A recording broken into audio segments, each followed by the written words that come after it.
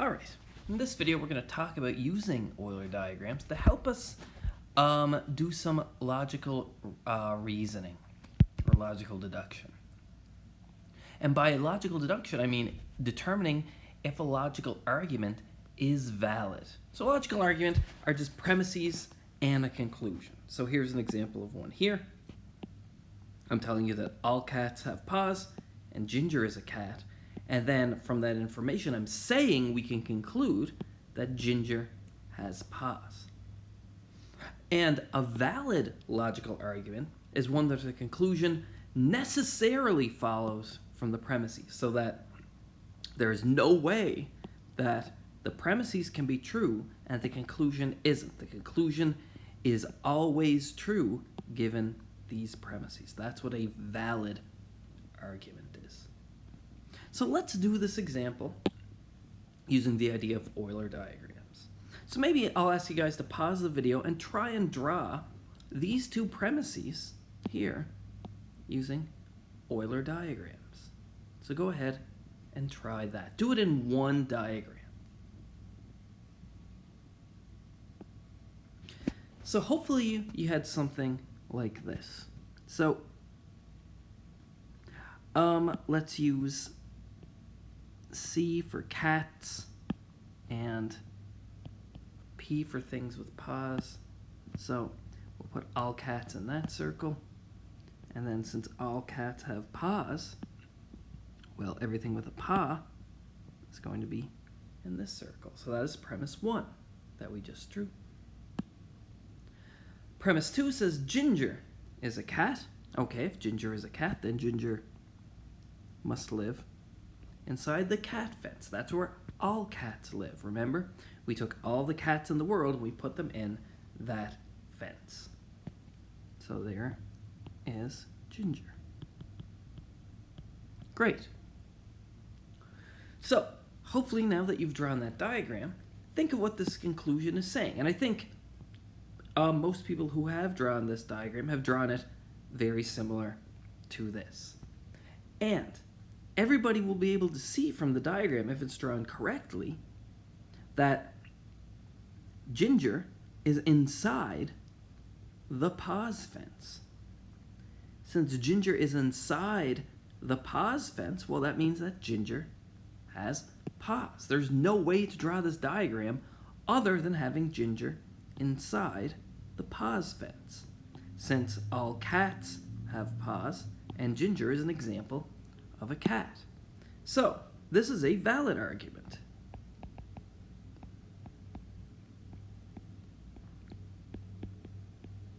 Since, let's write it like this, the conclusion is true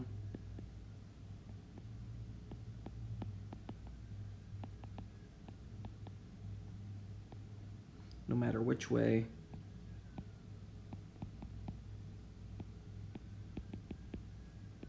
I draw the premises.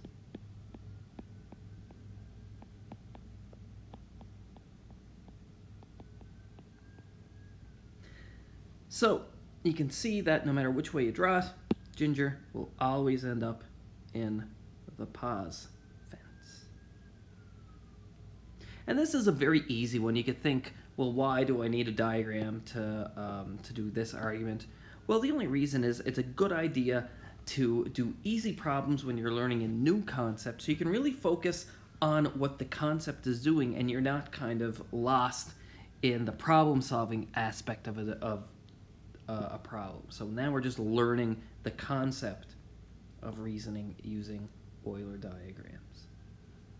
Let's do a few more. So let's look at this one. It's very, very similar to the last one, except the only difference is premise 2, rather than saying Ginger has paws, or Ginger is a cat, I'm saying Ginger has paws, and I want to conclude that Ginger is a cat. So I think it's a good idea now to pause the video and see if you can draw these two premises in an Euler diagram.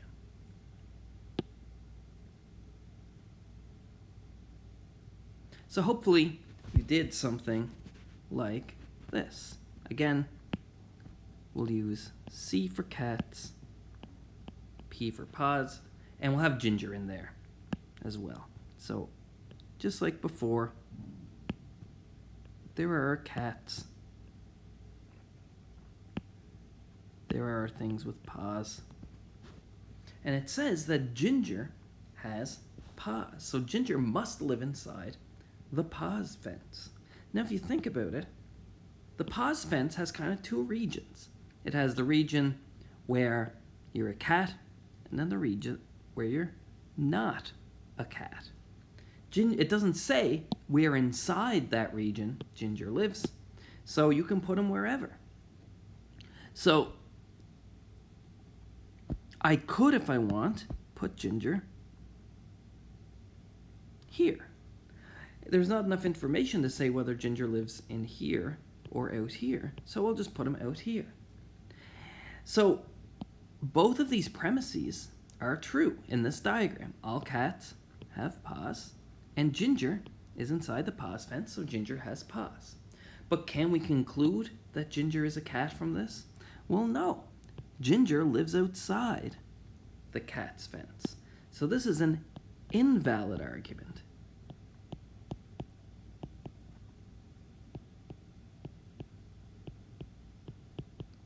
Since I can draw the diagram,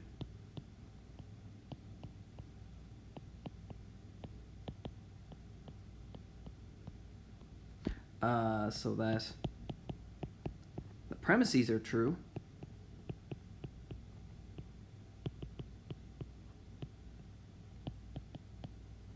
but the conclusion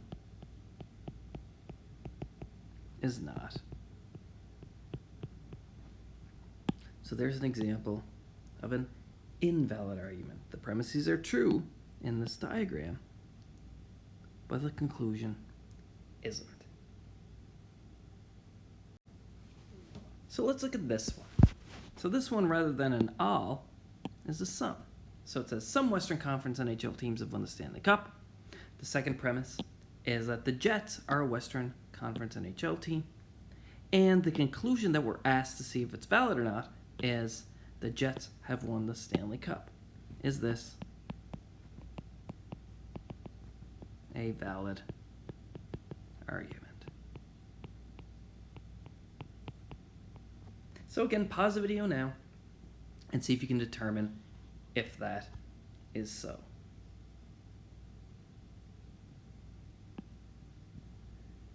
All right, so just to make my life a little bit easier, I'll use the word, or the letter W, to mean the set of all Western Conference NHL teams. And all teams that have won the Stanley Cup, I'll use S for Stanley.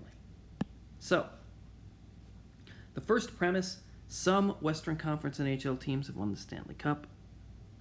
So, here are all Western Conference NHL teams in that fence. All teams that have won the Stanley Cup are in this fence.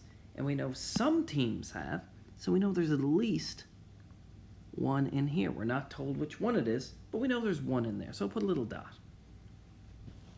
The second one is the Jets are a Western Conference NHL team.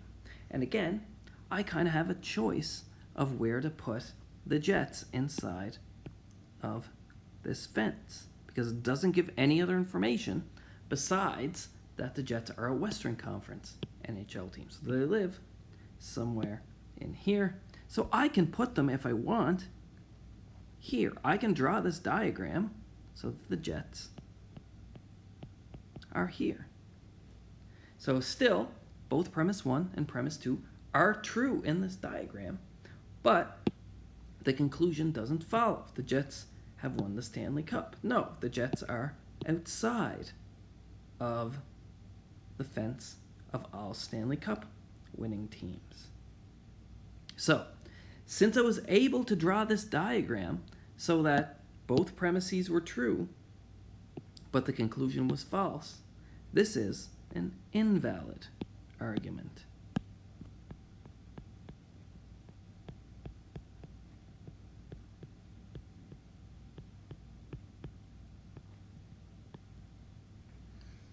So there are kind of a few simple examples. Let's do one that's slightly more complicated. All right, let's look at a little more complicated example here.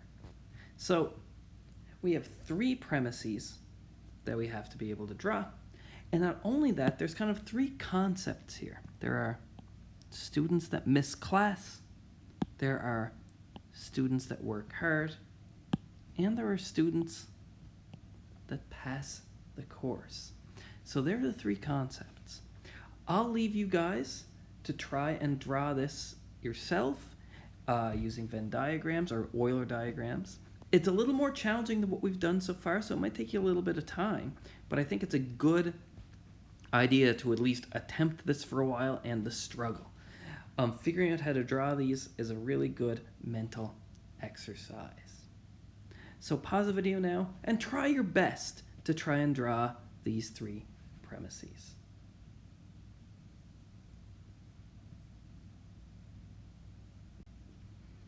All right. So for this one, I'm going to use kind of the Venn diagram way where I hatch out empty places. So here are my three circles. Let's use M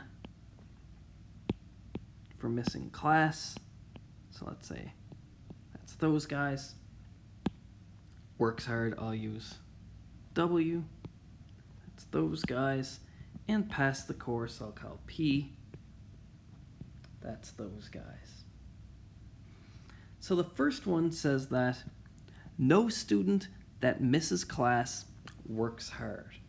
So that tells me that in this intersection, and remember that the first premise has nothing to do with passing the course. So in your mind, even if you're drawing it this way, in your mind, kind of erase this for the first premise, because the first premise isn't dealing with this fence. So it says that no student that misses class works hard. So that means that there's nothing in this intersection here. So I can hatch this off to say that it's empty. Nothing lives in there. Remember, I'm erasing this with my mind, so I'm kind of treating these two regions, just for the first premise, as the same for now. The second premise says that some students that work hard pass the course. So here is students that work hard. Remember, there's nothing in here. So here's students that work hard. Here's students that pass the course. And I know some of them do, so I can put a little dot in here. This is a student that both works hard and passes the course. All right. The third thing says that all students that pass the course work hard. So that tells me that all the students that pass the course, they live inside the working hard fence. So there's going to be nothing out in this region. There are no students that pass the course that do not work hard. So this bit is empty as well. So I can hatch that off.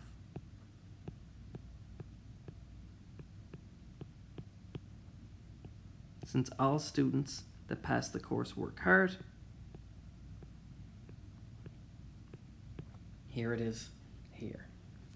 So the only areas of this diagram that could have students in them, well, these are students that miss most classes and they don't pass the course, so they don't work hard. What else do we have?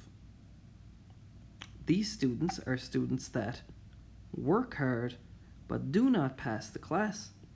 These students are students that both work hard and pass the class, and we know there's definitely one student in there. These ones could have students. This area definitely has at least one student. And then we have students that are none of the three. All right. So, again, this is the only way we could have drawn this diagram.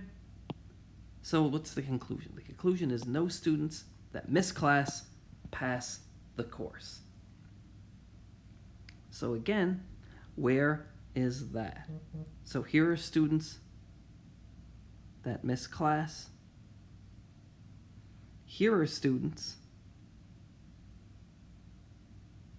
that pass the course. So this intersection between students that miss class and students that pass the course is empty. All of it is hatched out. So therefore, since this is the only way I could draw this diagram and the conclusion follows from it, this is a valid argument.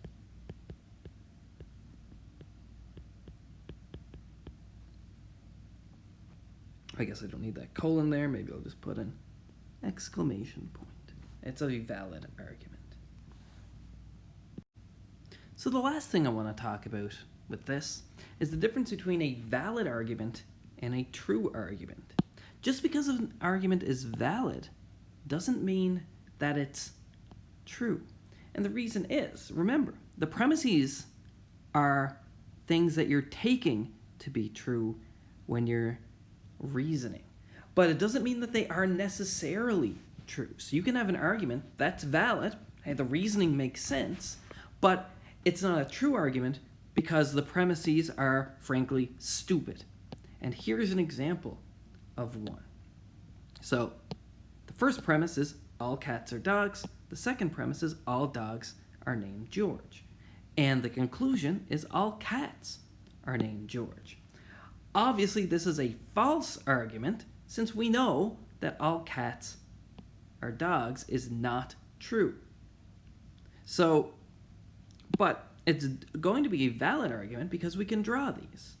So let's call this cats will be C, dogs will be D, and things named George will be G. And I can draw this diagram, or maybe I'll get you guys to pause the video and see if you can draw the diagram first.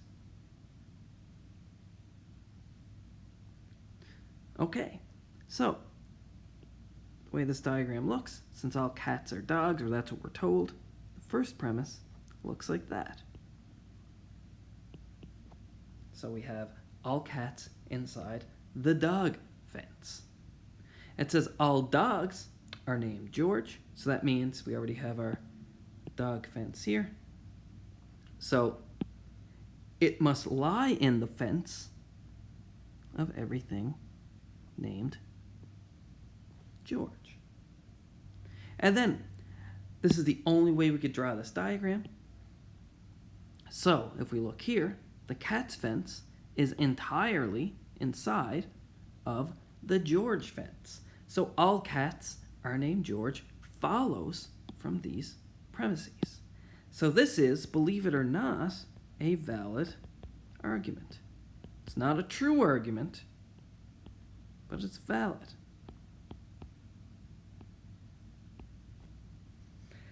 And in real life, you have to watch out for this a little bit.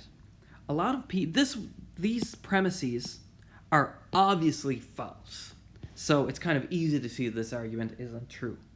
But people like to trick people and come up with premises that aren't necessarily true, but it's hard to see that or you're not sure.